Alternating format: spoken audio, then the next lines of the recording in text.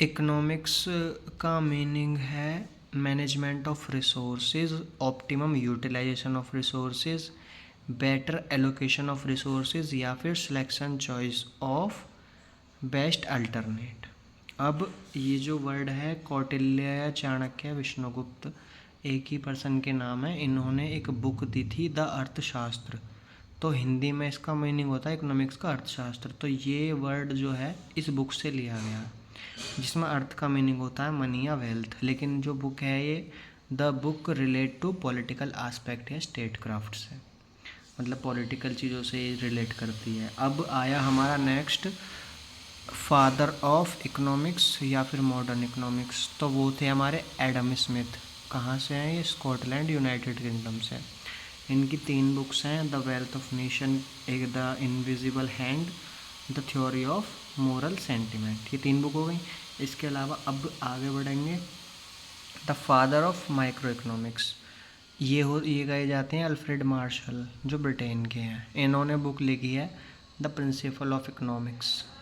आगे further father of macro economics के बारे में देखें तो वो हैं J.M. कनीज़ या जॉन मेनार्ड कनीज़, ब्रिटेन के हैं ये। और इन्हीं की एक बुक है the general theory of employment, interest and money. अब ये जो टर्म है माइक्रो और मैक्रो, ये किसने दिए हैं? ये दिए हैं रैगनर फ्रिस्क ने, जो नॉर्वे के हैं। सही। अब इकोनॉमिक्स वर्ड जो है वो ग्रीक लैंग्वेज से, ग्रीक लैंग्वेज का एक शब्द है ओइकोनोमिया या फिर ओइकोनोमोस, तो यहाँ से ड्राइव करा जाता है। अब ओइको का मीन्स है हाउस और नोमिया का मीन्स है मैनेजमेंट। तो इसका जो लिटरली मीनिंग बनता है इकोनॉमिक्स का वो क्या है? House hold management. आगे बढ़ें तो इकोनॉमिक्स जो है वो किस वजह से आई, इमर्ज हुई? लिमिटेड रिसोर्सेज की वजह से और अनलिमिटेड वांट्स की वजह से। और इसके अलावा या फिर लैक ऑफ रिसोर्सेज, मतलब क्या है कि हमारे रिसोर्स लिमिटेड थे और हमारी इच्छाएं अनलिमिटेड थीं। इसके अलावा लैक ऑफ रिसोर्सेज, मतलब रिसोर्सेज की कमी की वजह से भी इकोनॉमिक्स क्यों बनी, क्यों आई, क्यों इमर्ज हुई? तो या फिर रिसोर्स हैव अल्टरनेट यूजेस, या फिर हर रिसोर्स के अपने अल्टरनेट यूजेस हैं इस वजह से। अब अगला जो सब्जेक्ट है दिस इज़ ज्योग्राफी। तो ज्योग्राफी में सबसे पहले हमारे इंडिया के 5 नाम हैं, हिंदुस्तान, भारत, इंडिया, आर्यव्रत और जम्बू द्वीप। हिंदुस्तान नाम पर्शियंस ने दिया है, भारत नाम डायनेस्टीज़ के अनुसार पड़ा है, इंडिया नाम हमें ग्रीक्स ने दिया है। आर्यव्रत क्यों कहा जाता है? क्योंकि लैंड ऑफ आर्यों की भूमि कहा जाता था भारत को। और जम्बू द्वीप हमारे पुराणों में मिला है हमको। अब आगे बढ़ें तो इसकी हमारे इंडिया की लोकेशन कैसे? तो ग्लोब है, ग्लोब कहा जाता है, अर्थ का जो मॉडल है इसे ग्लोब कहते हैं। तो हॉरिजॉन्टल लाइंस जो हैं, जो इस पे 2 तरीके की लाइंस होती हैं, एक तो हॉरिजॉन्टल लाइन है, इन्हें कहते हैं लैटिट्यूड। इसके हिसाब से देखें तो नॉर्दर्न हेमिस्फीयर में हमारा क्या है, मतलब लैटिट्यूड लाइन 2 पार्ट में डिवाइड करती हैं इंडिया को, ईस्ट, नॉर्थ और साउथ में। तो नॉर्दर्न हेमिस्फीयर में है हमारा इंडिया। और अगर वर्टिकल लाइन के हिसाब से देखें लॉन्गिट्यूड के, इन्हें कहते हैं लॉन्गिट्यूड लाइन। और इन्हीं की वजह से मतलब इनसे देखा जाए तो ईस्टर्न हेमिस्फीयर में। अब आ जाएगा इंडिया जो मेनलैंड है, इंडिया का जो मतलब मेनलैंड का नॉर्थ ईस्ट पार्ट जो है सबसे नॉर्थ में, वो है इंद्रकोल, लद्दाख के अंदर, और 37 डिग्री 6 मिनट पे है ये नॉर्थ में। ऐसे ही जब सबसे साउथ ईस्ट पार्ट देखें इंडिया की मेनलैंड का तो 8 डिग्री 4 मिनट नॉर्थ में है, और इसे ही कहा बोला जाता है केप कोमोरिन, तमिलनाडु में है ये। और अगर इंडिया का देखा जाए, मतलब जो इंडिया का पार्ट है वो है 6 डिग्री 4 मिनट नॉर्थ में, जो कि इंदिरा पॉइंट है। इंदिरा पॉइंट कहाँ पे है? ग्रेट निकोबार में है। अब ईस्ट और वेस्ट पॉइंट देखा तो वेस्ट वाला है गुरमाता, गुजरात, 68 डिग्री 7 मिनट ईस्ट। और ईस्टर्न पॉइंट देखें तो 97 डिग्री और 25 मिनट ईस्ट में है किबिथू, ये कहाँ पे? अरुणाचल प्रदेश में। देन आगे बढ़े तो जियोलॉजिकल कंडीशंस क्या हैं। अब इसका क्लासिफिकेशन करा था हमारे एक ज्योग्राफी के जियोलॉजिस्ट थे, इनका नाम था अल्फ्रेड मार्शल, वो अल्फ्रेड वैगनर। तो इन्होंने बताया कि हमारी जो अर्थ थी सबसे पहले, इस पर ये मतलब एक पार्ट बस लैंड वाला पार्ट था ज़मीन का, और एक पानी वाला पार्ट था। तो ज़मीन वाले पार्ट को कहते थे पैंजिया और पानी वाले को कहते थे पैंथालासा। अब क्या हुआ, इसके बीच में एक इंटरनल डिस्टर्बेंस हुई और ये जो पैंजिया वाला पार्ट है 2 पार्ट में बड़े बड़े टुकड़ों में टूटा, अंगारा लैंड और गोंडवाना लैंड में। अब दोबारा से जब इनके बीच में डिस्टर्बेंस हुए तो अंगारा लैंड से ही तो बने हमारे 3 कॉन्टिनेंट, एशिया, यूरोप और नॉर्थ अमेरिका। वहीं गोंडवाना लैंड से बने 4, एंटार्क्टिका, ऑस्ट्रेलिया, अफ्रीका और साउथ अमेरिका। अब आगे बढ़ते हैं इसमें। तो 120 मिलियन ईयर्स एगो पहले क्या हुआ, हमारा जो इंडिया था वो अफ्रीका वाले इस पार्ट से टूट के और इधर तैतीस सागर में, तैतीस सी में मूवमेंट करना शुरू किया।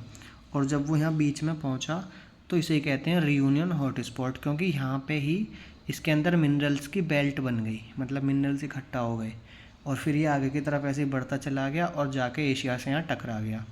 इसके टकराने के बाद जैसे इन दोनों में कोलोजन हुआ, इस इंडिया की प्लेट में, इंडियन प्लेट में, और एक ये कौन सी प्लेट थी, एशियन प्लेट में, तो इनके जो सेडिमेंट्स थे वो ऊपर की तरफ उठ गए, जिसी से बना हमारा हिमालय माउंटेन। अब ये अब भी टकरा रही है और 7 सेंटीमीटर पर ईयर की, मतलब हर ईयर 7 सेंटीमीटर ये हिमालय माउंटेन अब भी बढ़ रहा है। और इसी की वजह से जब लगातार ये टकरा रही हैं तो वहाँ पे कुछ दरारें पड़ेंगी जिन्हें कहते हैं फॉल्ट लाइन। और ये लाइंस कैसी होती हैं, अर्थक्वेक सेंसिटिव होती हैं। अब हमारा इंडिया पूछें तो वो किसका पार्ट है, गोंडवाना लैंड का। अब आ जाओ बॉर्डर, इंडिया के बॉर्डर के बारे में बात करी जाए तो लैंड बॉर्डर जो है वो 15,200 किलोमीटर का है और वाटर बॉर्डर 6100 किलोमीटर का है। अगर वाटर बॉर्डर आइलैंड के साथ देखेंगे तो कितना है, 2516 किलोमीटर। अब अगर टोटल बॉर्डर देखा जाए, टोटल बाउंड्री कितने किलोमीटर की है, तो 22,716 किलोमीटर की है। अब इंडिया में क्या क्या और 2-3 चीज़ें जाननी है, जैसे कि ये जो इंडिया के इधर वेस्ट पार्ट में है अरेबियन सी, नीचे की तरफ इंडियन ओशियन, और ईस्ट पार्ट में इधर साइड है बे ऑफ बंगाल।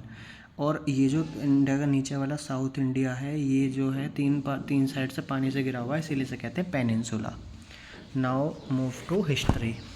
अब हिस्ट्री में आए तो हिस्ट्री में हम पढ़ना शुरू करेंगे एंशिएंट हिस्ट्री, मेडिवल हिस्ट्री और मॉडर्न हिस्ट्री। इसके 3 पार्ट हैं। तो सबसे पहले मॉडर्न हिस्ट्री के बारे में जाने। मॉडर्न हिस्ट्री आई क्यों, मॉडर्न हिस्ट्री इसलिए आई क्योंकि इसमें हमें, मतलब पहले क्या था कि एक ये यूरोप से लेके और यहाँ तक सिल्क रूट था, इस वाले रास्ते को बोला जाता था सिल्क रूट, चाइना तक का। अब क्या हुआ, ब्रिटिशर्स से ट्रेड तो हमारा पहले चलता था, मतलब यूरोपियंस है, ब्रिटिशर नहीं कहेंगे, यूरोपियंस कहेंगे, यूरोप की बाकी भी और कंट्री थी वहाँ पे। तो यहाँ बीच में मुस्लिम एम्पायर का उदय हुआ, यहाँ पे एक एम्पायर का उदय हो गया जिसका नाम था ऑटोमन एम्पायर। अब इनके बीच में और यूरोपियंस के बीच में, मतलब क्रिश्चियंस के बीच में मेनली लड़ाइयाँ शुरू हो गई। तो इस वजह से क्या है, इस रास्ते पे तो हो गया कब्जा, लेकिन ट्रेड तो करना पड़ेगा, और व्यापार करने के लिए ही फिर यूरोप से कुछ लोगों ने, मतलब सी रूट के रास्ते यहाँ पे इंडिया तक आने का कोई खोज, इंडिया की खोज में निकले एक तरीके से कि इंडिया से सी रूट का रास्ता खोलेंगे। तो सबसे पहले निकलता है 1487 में बार्थोलोमो डियास। ये एक पोर्तुगीज़ था और ये अफ्रीका में यहाँ पे एक पॉइंट है जिसे कहते हैं केप ऑफ गुड होप, यहाँ तक आके वापस लौट गया 1488 में। फिर जो नेक्स्ट निकला है यहाँ से, उसका नाम क्या था, 1492 में निकला कोलंबस। अब ये इस तरफ नीचे की तरफ आया था लेकिन यहाँ से टकरा के वापस लौट गया था। तो कोलंबस ने सोचा कि मैं ऐसे सीधा जाऊँगा, और हमारी ग्लोब क्या है, ओवल शेप में, तो मैं घूम के पानी से और इधर से जाऊँगा ऐसे गोल घूम के और इस साइड से इंडिया पहुँच जाऊँगा। लेकिन ऐसा नहीं हुआ, ये यहाँ पहुँचा सीधे और यहाँ पे ये जाके मिला इस नॉर्थ अमेरिका वाले प्लेट से हमारी, और नॉर्थ अमेरिका वाले कॉन्टिनेंट से, और यहीं के लोगों को इसने बोला रेड इंडियन, और इसका नेम दिया इसने न्यू वर्ल्ड। एंड देन आगे बढ़े तो वास्को डी गामा 1497 से 1498 में, इसे भी 1497 में निकला था और 98 में कहाँ पहुँचता है, कालीकट वाले क्षेत्र में, केरला में। केरला को ही बोला जाता है स्पाइस स्टेट। अब ये किसकी हेल्प से पहुँचा था, तो ये इसे लेके आया था अब्दुल मजीद करके एक गुजरात का व्यापारी था, मतलब उसने हेल्प करी थी, और इसका यहाँ पे वेलकम करा था किंग जामोरिन ने, जो यहाँ केरला का किंग था। अब इसको इसमें 60 टाइम्स प्रॉफिट हुआ। ठीक है, जब ये यहाँ से ब्लैक पेपर लेके गया और अपनी यात्रा मतलब जो अपनी कॉस्ट को निकालने के बाद भी इसे 60 गुना ज़्यादा प्रॉफिट हुआ। अब ये इंडिया आया कितनी बार था? 3 बार। और इसने ये 1501 में मतलब दोबारा से इंडिया आया 1501 से 1502 में। इस टाइम इसका पर्पस था इंडिया में अपनी एक फैक्ट्री डालना। ठीक है, और इसकी डेथ कब हुई थी? 1524 में। अब 1503 में फर्स्ट टेम्परेरी फैक्ट्री डाली गई थी कालीकट कोचीन के अंदर, और 1505 में पहली परमानेंट फैक्ट्री डाली गई थी कन्नूर में, केरला में। सही। अब जो वास्को डिगामा के अलावा जो सेकंड पोर्तुगीज़ था जो इंडिया में आया वो था पेड्रो अल्वारेस कैब्रियल। ये आया था 1500 में। ठीक है, सन 1500 में। अब देखो, जब इंडिया में पोर्तुगीज़ आने शुरू हो गए तो यहाँ पे इनका एक हेड बनाना पड़ेगा, तो उसे ही बोला गया पोर्तुगीज़ गवर्नर। और पहला वो कौन था? Francisco de एल्मेडा। ठीक है, जो इंडिया में कब आया था? 1505 में, to control over Indian oceans. देखो, ये जो पोर्तुगीज़ थे सब ओशियन के रास्ते यहाँ इंडिया में आए थे, तो इन्हें लगा था कि ये वाला रास्ता तो हमने खोजा है, तो इस पर कंट्रोल करने के लिए इन्होंने अपनी अलग अलग पॉलिसीज़ चलाई। तो जो सबसे पहला गवर्नर था उसने अपनी पॉलिसी चलाई ब्लू वाटर पॉलिसी, और इसका हेडक्वार्टर था कोचीन में।